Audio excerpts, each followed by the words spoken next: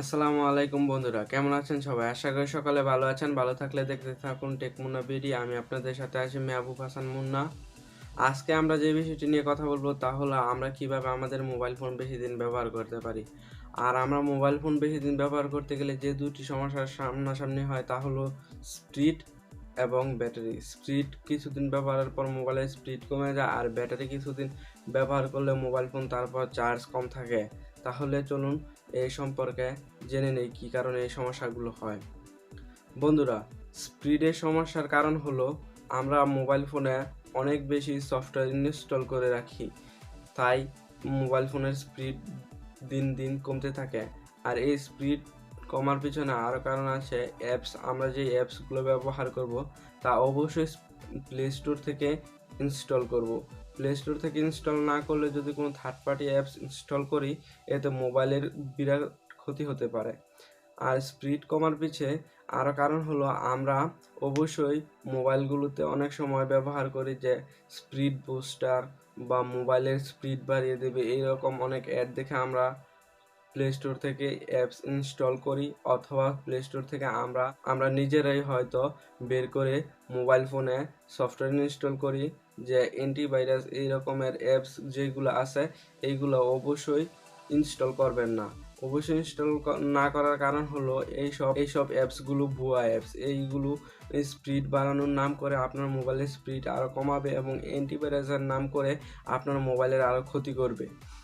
আমি একটি কথা আপনাদের জানাতে চাই যে অ্যান্ড্রয়েড মোবাইল ফোনে ভাইরাসের আসার কোনো সম্ভাবনা নেই যদি আপনি নিজের ইচ্ছায় তাকে পারমিশন না দেন।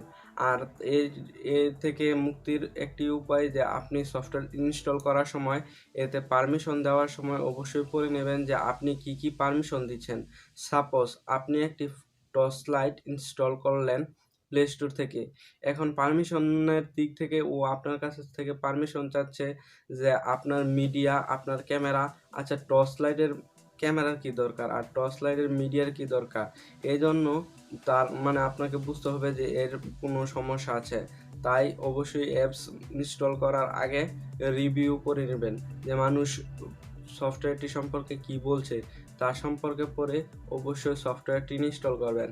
আর সফটওয়্যারটি ইনস্টল আর আমার একটি অনুরোধ থাকবে আপনাদের যে কোনো থার্ড পার্টি সফটওয়্যার ইনস্টল করবেন না, এর ক্ষেত্রে খুব সমস্যা হয়। আর সফটওয়্যার যে সফটওয়্যারগুলো ব্যবহার করবেন অবশ্যই এগুলো পপুলার সফটওয়্যার কিনা তা দেখে নেবেন। যেরকম যে সফটওয়্যারগুলো অনেক ব্যবহার হচ্ছে তার সফটওয়্যারগুলো কি অনেক ব্যবহার হচ্ছে কি না তা অবশ্যই পপুলার সফটওয়্যারগুলো ব্যবহার করবেন, আর না হয়তো আপনার মোবাইলের সমস্যা হতে পারে। কারণ পপুলার সফটওয়্যারগুলো অবশ্যই তা গুগল ভালো করে দেখে নিয়েছে যে এগুলোতে ভাইরাস আছে কি না। তাই অবশ্যই পপুলার সফটওয়্যারগুলো ইউজ করবেন। এমন কোনো সফটওয়্যার ইউজ করবেন না যেগুলো মনে করেন যে 10 জন 20 জন বা 100 1000 10,000 মানুষ ডাউনলোড করেছে। আর অ্যাপস ইনস্টল করার আগে ভালো করে চেক করে নেবেন অ্যাপসটি কি সঠিক না ভুল অ্যাপস আপনি ইনস্টল করছেন। এর কারণে অনেক সময় মোবাইল ফোনের সমস্যা হয়, আর এর জন্যই মোবাইল ফোনের স্পিড কমে যায়। আর মোবাইল ফোনের স্পিড কমার পিছনে আরও একটি কারণ আছে, তা হলো আমরা সবাই হয়তো মোবাইল ফোনে মেমোরি কার্ড ব্যবহার করি, এবং মেমোরি কার্ড হয়তো অনেক সময় সস্তার মেমোরি কার্ড পাওয়া যায়। এইগুলো ব্যবহার করবেন না।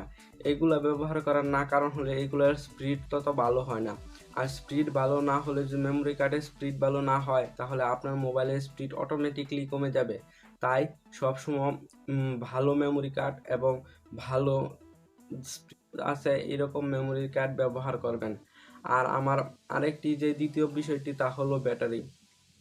আমাদের মোবাইল ফোনে যে ব্যাটারিটি ব্যবহার হয় তা সাধারণত লিথিয়াম আয়ন ব্যাটারি। আর লিথিয়াম আয়ন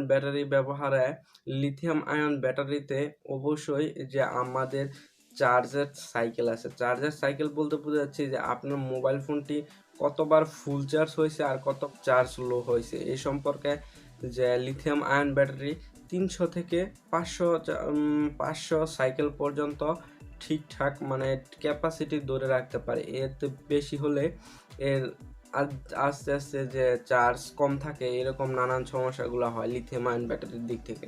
তাই আমার যে সাজেশনটি আপনাদের তা হলো যে মোবাইল কোনো সময় মানে একদম 0 করবেন না, আবার কোনো সময় 100 করবেন না। যদি 0 করেন তাহলে আপনার ব্যাটারির 1 সাইকেল চার্জ কমে যাবে, শেষ। মানে 300 থেকে, সাপোজ 300 থেকে যদি আপনি 1 সাইকেল পুরো করেন তাহলে যে 300 থেকে 299 সাইকেল হয়ে যাবে, এইরকম কমতে থাকে। তো কোনো সময় মোবাইল ফোনকে চার্জ একবারে 0 করবেন না, আর কোনো সময় একবারে 100 করবেন না। আপনি করেন না 10, ম্যাক্সিমাম মোবাইল ফোনের যেই সময় চার্জ 10 থাকে এরপর ব্যবহার করবেন না, আর 90% চার্জ হওয়ার পরে আর চার্জ করবেন না, বেশি চার্জ করবেন না, তাহলে আপনার মোবাইলের চার্জের সাইকেল পূরণ হবে। এটি হলো একটা প্রো টিপস। এই টিপসটি ব্যবহার করলে আশা করি আপনার মোবাইল ফোন আপনি অনেক দিন ব্যবহার করতে পারবেন। আর মোবাইল ফোন যদি বেশি দিন ব্যবহার করেন তাও, আর আমরা সবাই হয়তো বা চাই যে অনেক টাকায় মোবাইল ফোন কিনছি, অবশ্যই বেশি দিন ব্যবহার করবো, কারণ স্মার্টফোন তো দাম আর কম না। তাই আমরা ব্যবহার করার সময় একটু বিবেচনা করে ব্যবহার করলে, হিসাব করে ব্যবহার করলে মোবাইল ফোনটি আমাদের ভালো থাকবে, আমরা অনেক বছর ব্যবহার করতে পারবো। আজকের মতো এতটুকুই, দেখার জন্য অনেক অনেক ধন্যবাদ। আশা করি আপনাদের ভালো লেগেছে। যদি ভালো লাগে অবশ্যই চ্যানেলটি সাবস্ক্রাইব করবেন, কারণ আমি আপনাদের জন্য প্রতি সপ্তাহে এরকম একটি ভিডিও নিয়ে আসব। আর আপনার মনে যদি কোনো প্রশ্ন অথবা উপদেশ থাকে অবশ্যই নিচে কমেন্ট করতে ভুলবেন না।